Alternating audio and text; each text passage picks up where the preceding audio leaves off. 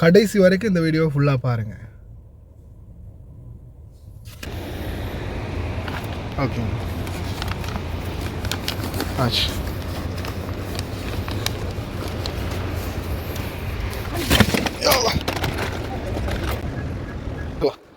هذا قدام كذا دواي ما لي كسر شيء كذا بدل باب يا شكيلة.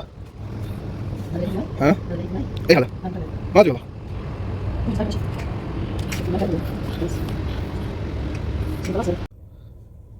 நானும் இந்த video complete பண்ண முடியாமல் போயிருமோன்னு நினச்சேன். ஒரு மாதிரியாக அல்ஹம்துலில்லாஹ்னு கம்ப்ளீட் ஆகிருச்சு. இதோ இது சம்மந்தப்பட்ட மொத்த தகவலையும் வீடியோக்குள்ளே அட்டாச் பண்ணியிருக்கேன். கடைசி வரைக்கும் இந்த வீடியோ ஃபுல்லாக பாருங்கள்.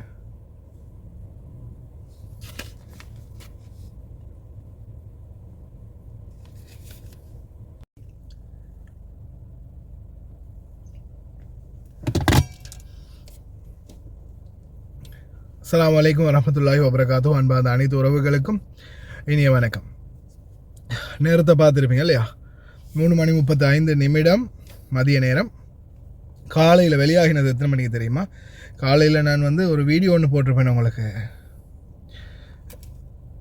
அந்த வீடியோ போடும்போது சரியாக நான் நினைக்கிறேன் ஒரு 11 மணி இருக்கும். 10:45 11 மணி இருக்கும். அந்த டைமில் அதாவது அந்த சம்பளம் குறையிறது பற்றி சம்மந்தப்பட்ட போட்ட வீடியோ 10:45 இருக்கும் அந்த வீடியோ போடும்போது. அந்த டைம் தான் வீடியோ நான் வண்டியில் உட்காந்து வீடியோ ரெடி பண்ண மாமா ரெடியாகி வாரத்துக்கு இடையில் போட்டுட்டு அதுக்கப்புறம் போன பயணம் சரியா 11 மணின்னு வச்சாலும் 12, 1, 2, 3 3:30 மணி ஆயிடுச்சு. கிட்டத்தட்ட 4 மணித்தியாலம் 4 பேங்க், ஒவ்வொரு பேங்க். என்ன பத்தாக்கா முடிஞ்சது, இப்போ ரீசெண்டாக கூட நான் போட்டிருந்தேனே உங்களுக்கு, பத்தாக்கா முடிஞ்சதால் வந்த வீணை சரியா. இன்றைக்கி 4 பேங்க், ஒவ்வொரு பேங்காக போய் ஒவ்வொரு பேங்க்லையும் நீ அவங்க வயசானவங்க இல்லையா, ஒவ்வொரு பேங்க்லையும் போய் சைன் வைக்கணும். ஒரு பேங்க்கு ஒரு 10 பேப்பரை காலி பண்ணிட்டாங்க அன்றைக்கி. சைன் பேல மாமா, சரியான சைனை வைங்க மாமா அப்படியே வைப்பாங்க. எங்கேயாவது ஒரு இடத்துல லைட்டாக கடைசியாக இழுத்து விட்ருவாங்க.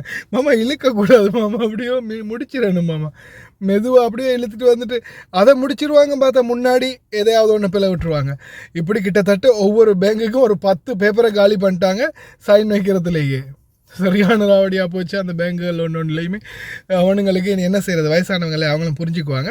அப்புறமா ஒவ்வொரு பேங்காக முடித்து ஒவ்வொரு பேங்க்லேயும் இருந்து கொஞ்சமாக காசுகளை எடுத்துகிட்டு வந்தாச்சு அல்ஹம்துலில்லாஹ். இந்த தகவல் என்னென்னு பார்த்தீங்கன்னா, வீடியோ நான் காசு இப்போ தான் இறங்கினாங்க சரியா. இந்த வீடியோ நான் நினைக்கிறேன் எப்படியுமே நான் எடிட்டிங் பண்ணும்போது முன்னாடி இந்த காசு கொடுத்த வீடியோ அட்டாச் பண்ணுவேன்னு நினைக்கிறேன் சரியா. ஏன்னா இன்னும் கையில் காசு கிடைக்கல. இப்போ உள்ளுக்கு போய் அதுக்கப்புறமா எண்ணி எல்லாம் பார்த்துக்கிட்டு அதுக்கப்புறமா கவரில் போட்டு கொடுப்பாங்க. அவங்க அதை பேங்க்குக்கு போடுறதுக்கு நம்மளுக்கு கொடுப்பாங்க. நம்மளுக்கு கிடைக்க வேண்டியதை கிடைச்சி அது அனுப்பி எல்லாம் செஞ்சு அது முடிஞ்சு போச்சு. கார்கோ பெட்டியெல்லாம் ஏற்றியாச்சு. இனி எதுவுமே இல்லை மிச்சம்.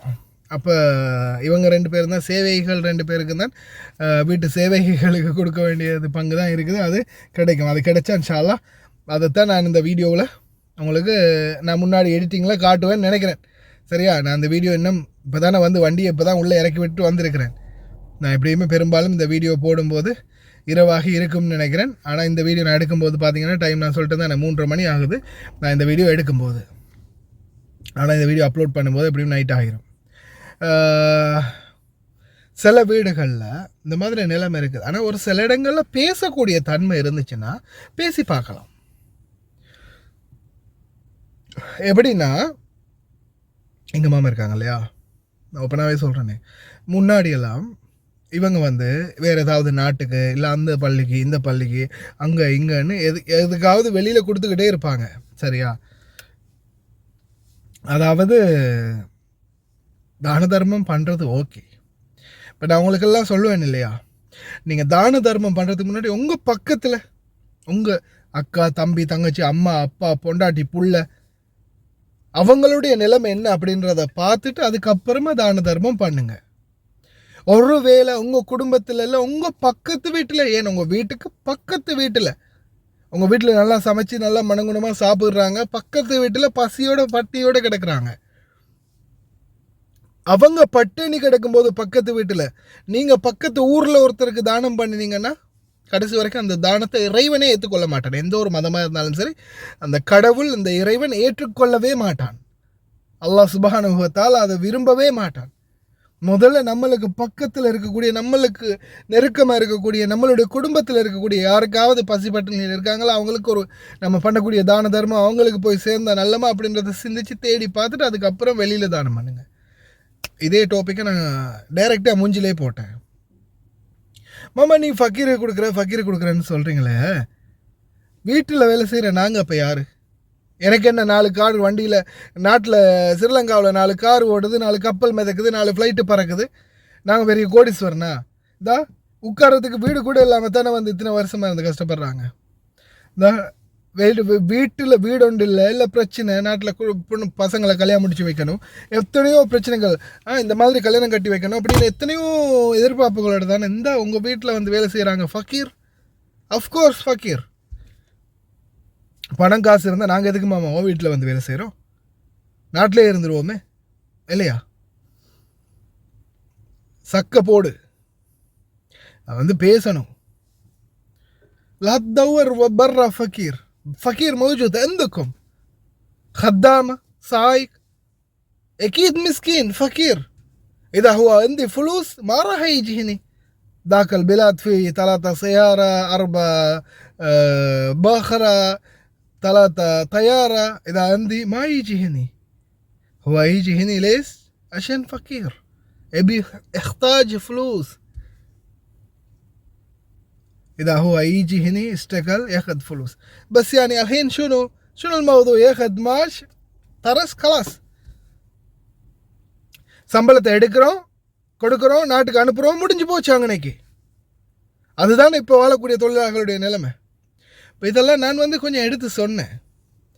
ஏன்னா ஊருக்கெல்லாம் உபதேசம் பண்ணுற நாம சொந்த வீட்டுக்குள்ளே இந்த மாதிரி நான் விஷயங்கள் எல்லாம் பேசி தட்டிக்கே காட்டி தான் வேலை இல்லையே.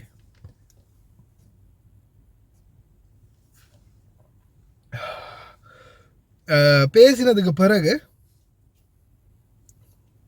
செம்மையாக உரைச்சிருக்குன்னு மட்டும் புரிஞ்சிச்சு. வெறித்தனம் பண்ணிட்டாங்க. அதில் இருந்து அன்னையிலேருந்து இன்னைக்கு வரைக்கும் தான தர்மமா வெளியில் யாரும் கொடுத்தாலும் சரி, உங்கள் வீட்டில் இருக்கிறவங்களுக்கு கொடுங்களேன்னு இப்போ உபதேசம் பண்ணுற அளவுக்கு நம்ம மாமா எங்கேயோ இறந்துட்டாங்க. அதே மாதிரி முன்னாடியெல்லாம் அவங்க தம்பி தங்கச்சி வந்து ஏதாவது 5 ரூபா 10 ரூபா கொடுத்தாலும் இல்லை வேணாம் எதுக்கு கொடுக்குறீங்க, இல்லை வேணாம் அப்படின்வாங்க. என்னையோ இவங்களோட கௌரவத்துக்கு குறைச்சல் மாதிரி. அது சொன்ன மாமா, அது அவங்க செய்யக்கூடிய நன்மை, அதையும் நீ தடுக்கிற. அவங்க நம்மளுக்கு 15 ரூபா கொடுக்கும்போது, ஃபக்கீருக்கு மிஸ்கினுக்கு 15 ரூபா கொடுக்கும்போது அவங்களுக்கு அதில் நன்மை தேடிக்கிறாங்க. அதை நீ அவங்க தேட போகிற நன்மையை தடுக்கிற அப்படின்னு அதுக்கு ஒரு போடு போட்டாச்சு. அதோட அதுக்கும் அவ்வளோதான், முடிஞ்சு போச்சு.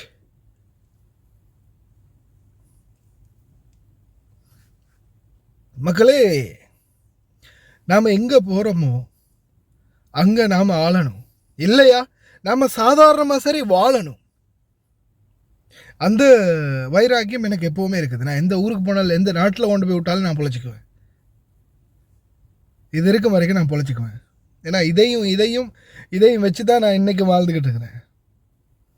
அதால் எங்கே போனாலும் பொழைச்சிக்குவேன். இன்றைக்கி தேச துரோக குற்றம் அப்படின்னு சொல்லி எனக்கு வழக்கு போட்டிருக்கானுங்க, 3 வழக்கு.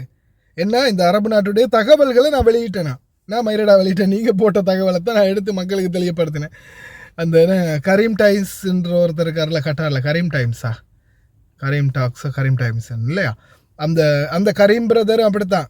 இந்த ஏதோ ஒன்றை பற்றி சொன்னதுக்கப்புறமா தான் நாட்டுக்கு போனவருக்கு திருப்பி வர முடியாது, இப்படி கத்தாரிங்க வந்து பிரச்சனை பண்ணுறானுங்க, கேஸ் போட்டிருக்கானுங்க அப்படின்னு அவங்க கஃபீல் சொன்னதான். அவருக்கு போனவருக்கு வர முடியலை, நம்மளுக்கு இங்கேருந்து போக முடியலை, அவ்வளோதான். சரி, எங்களுடைய தொழிலாளர்களுக்கு நல்ல செய்திகளை கொடுத்து உங்களை ஏதாவது ஒரு நல்வழிப்படுத்தணும் அப்படின்னு நினைக்கிறேன். ஒன்று. அடுத்தது, இந்த நாட்டில் என்னால் முடிஞ்ச முயற்சிகளை செய்கிறேன். யார் யாருக்கு தெரியுமோ தெரியல, எத்தனை பேர் இப்போ வரைக்கும் எத்தனை பேர் பார்த்தீங்கன்னு தெரியல. ஆரம்பத்திலேயே வீடியோ பார்த்துட்டு போடாமைராண்டி இவன் பேசிக்கிட்டே இருப்பான்னு கட் பண்ணிட்டு போகிற நிறைய பேர் இருக்கிறாங்க. இந்த கடைசி வரைக்குமாவது 2-3 பேர் அதாவது பார்த்துருப்பீங்கள்ல, அவன் பார்த்துக்கிட்டு இருக்கிறான் நம்ம என்ன செய்கிறோன்றது.